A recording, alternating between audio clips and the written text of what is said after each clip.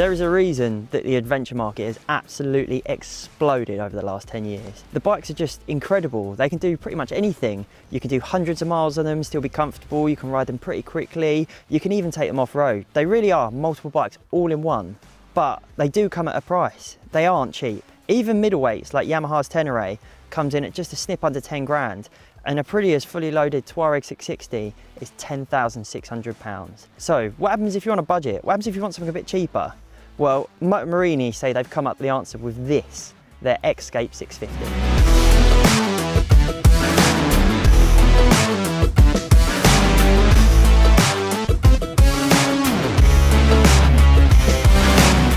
In a world where everything's getting more expensive, Morini have really worked on keeping the price point low on the Escape. This means that the Escape 650 starts at under 7 grand. It's £6,999 for the base model. Although this one with the snazzier wheels is an extra 500 quid, or you can also get a special edition with gold wheels, which is an extra 800 pound as well. But for the standard model, it's under 7 grand. And for that, you do get quite a lot for your money. For example, you've got Brembo branded front brakes, you've got fully adjustable Marzocchi front suspension, you've got an 18-litre fuel tank, you've got Pirelli Scorpion Rally rubber, you even get a massive 7-inch TFT dash, which is what you'd sort of expect on range-topping 1200s and 1000cc bikes. You also get 2 rider modes, you get switchable ABS, you've got an adjustable screen. It really is packed with a lot of stuff when you consider the price tag, but there is a catch to that. The 650 twin only pumps out 59 horsepower and 54 newton meters of torque, which, although sounds like a decent amount, it sort of sounds like enough. It is going to be carrying pretty much 230 kilos of bike, and that's without chucking any luggage on it, chucking any pillions on it. But you've got to remember,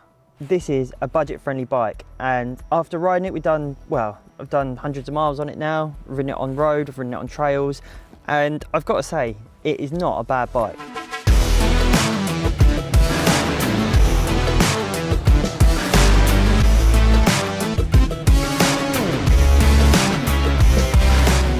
So firstly, this bike does look premium. It is a really nice bit of kit, especially when you consider the price. It doesn't look cheap. It's got really nice branding, especially like the little bit, like the fuel tank, the little logo and the finish on the paint. It's a nice bit of kit. Although, yeah, it's not going to be as premium as your high spec models. It doesn't look cheap, and it doesn't feel it either. The seat height is, well, it varies. You can either have it at 820 millimeters or 845. I'm quite short, so I had it at 820, and even though it's still fairly big, thanks to that compact twin engine, you can get the feet on the floor quite nicely, and the weight is actually distributed quite nicely as well. As far as the handling goes, it really isn't a bad bit of kit. The suspension is more than plush enough to handle some reasonably quick road riding. The chassis is really nice, and the brakes offer up a reasonable amount of power as well. All of that considering what you're paying for this thing. I think my favourite thing is it doesn't feel like just some small cheap adventure bike when you're sitting on it.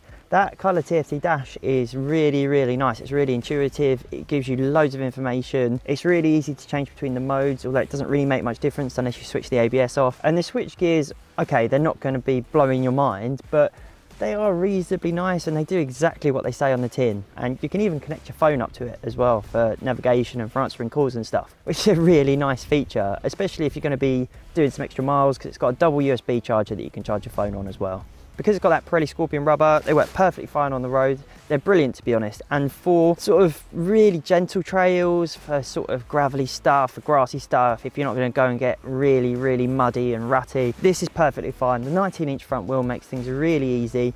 And to be honest, it's quite a nice bike to chuck around because it's not too expensive. You're not as worried as if you were on a 22 grand GS. If you're looking for, you know, just pulling off and going to get a little bit dirty every now and again, it will happily do that for you.